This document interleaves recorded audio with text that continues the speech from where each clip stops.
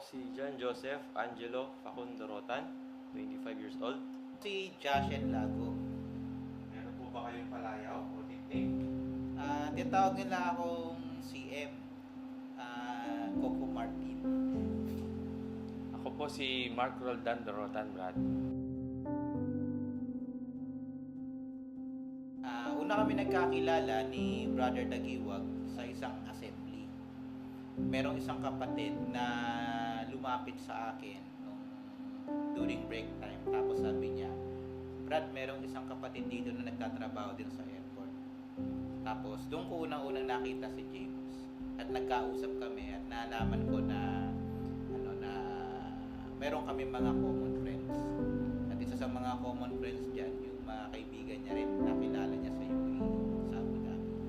Nakilala ko si kapatid na James nung pumunta kami dito sa Qatar noong Mayo 2018. At 2 taon na po ang nakalipas nung una kaming dumating sa Doha. Magkakongregasyon kami ni Brother Dakiwag at na-meet ko siya sa isang pulong. Na kami nakita ni Kuya James ay doon sa pagpupulong. Yan, dahil kami ay magkakongregasyon. Doon namin siya unang nakilala, kapatid na James. Unang impresyon, mabait. Tahimik kasi na tao si Kuya James at hindi siya pala salita. Pero hindi yun ang nakapigil sa kanya para maging mapagpatuloy.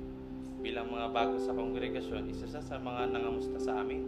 At talagang genuine yung pinakita niyang pag-ibig sa amin dahil kinuha niya agad yung aming mga contact number at chinat kami. Brad, parang nung nakita ko si James, parang hindi siya mabasagang pinggan. Napakatahimik niya, seryoso, pero napakabait niya. Kaya sabi ko, itong taon to, isang mahusay na kaibigan talaga. Kuya James ay una kong tingin ay parang artistahin. Para siyang Hollywood action star. Talagang good looking. Ayan. Mabait. Maasahan. Di kalidad. Serbisyong totoo lamang.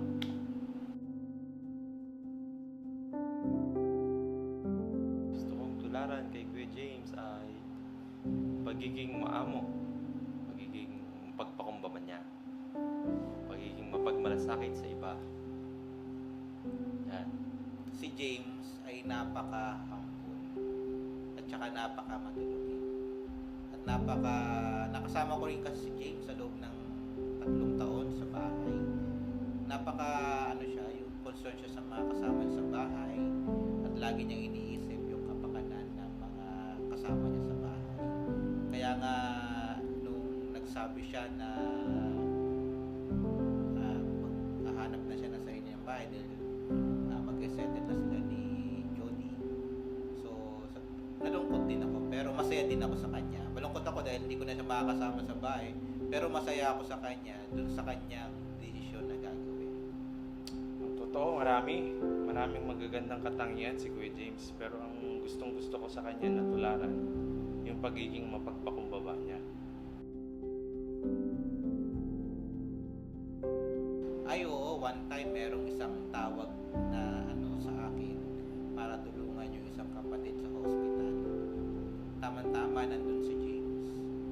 So si James talagang nandun siya support sa akin habang nasa hospital. Tsaka marami pang ibang mga bagay sa bahay na nangyari na pinapakita niya talaga yung pagiging concern niya. Pero isa yun yung nangyari.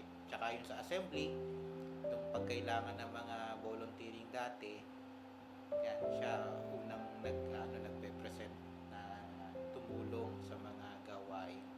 Hindi lang sa congregation nila, pati din sa sirkito. Kuya James, hindi ko makakalimutan dahil lagi kami magkasama sa groupings. Kaya lagi kami magkasama sa mga banding, broadcasting, kakape sa labas. Yan, lagi kami magkasama ni Kuya James. Marami po. Ang totoo, hindi na kami nagkasama ngayon bilang magkakongregasyon sapagkat nahati na yung aming grupo. Pero nagsama kami ng mahigit 1 taon. Magkasama din kami sa kwarto, kaya marami kaming pinag-uusapang mga bagay na nakapagpapatibay sa aming pananampalataya. Simple lang po ang mensahe ko, Brad, kay Kuya James. Sana ay maging masaya sila at maligaya ng mag-asawa. At kitang-kita naman na talagang handang-handa na si Kuya James para harapin yung iba't ibang mga suliranin na maari at posibleng mapaharap sa kanila bilang pamilya. Nakita ko na isa siyang mahusay na brother na may spiritualidad na matibay. Siya ay nagtitiwala lagi kay Jehovah. Kaya naman siguradong ganun din ang gagawin niya kapag mapaharap sila ni Ate Jody kung ano man yung mapaharap sa kanila bilang mag-asawa.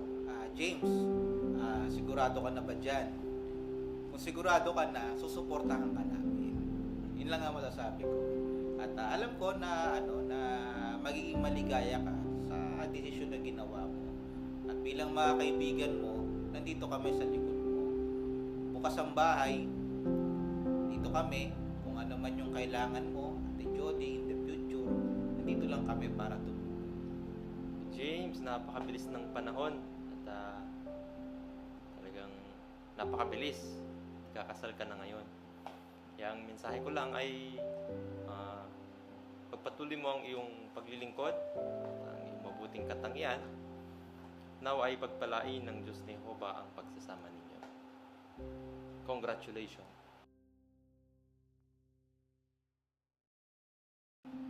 Siguro ay saging. Sasabi kong saging si Kuya James. Kasi siya ay napaka-flexible. Mga maaring sa mata ng ordinaryong tao ay saging lang, ay saging. Pero siya ay kakaiba. Tulad ng pangalan ni Jehovah, pwede siyang maging kung anong nais niya. Halimbawa, marami sa mga kapatid ang iba't ibang pangangailangan. At ang maganda, nakikita iyon ni Kuya James. At ginagawa niya yung buo niyang makakaya para mapatibay yung mga kapatid. At isa na ako sa napatibay.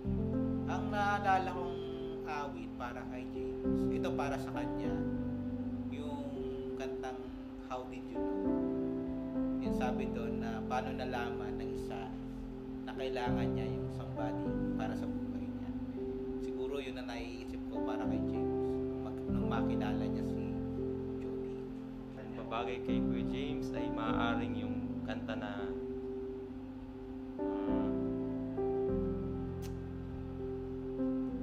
actually wala akong maisip, Brad. Siguro yung kwan na lang, siguro yung kanta ni Willie Rebillame, yung Ikaw na nga.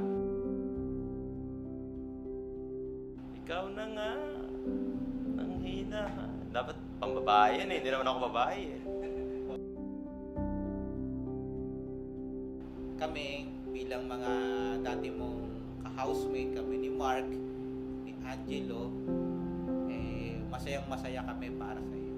At ano man yung magiging desisyon mo, hanggat iyon ay nasa pamantayan ni Jehovah, iyon ay nagpapalugod kay Jehovah, susuporta kami sa iyo. Gagawin namin yung makakaya namin para suportahan ka. Wala na talagang atrasan yan, ha? Okay, kung wala na talaga, ituloy mo na.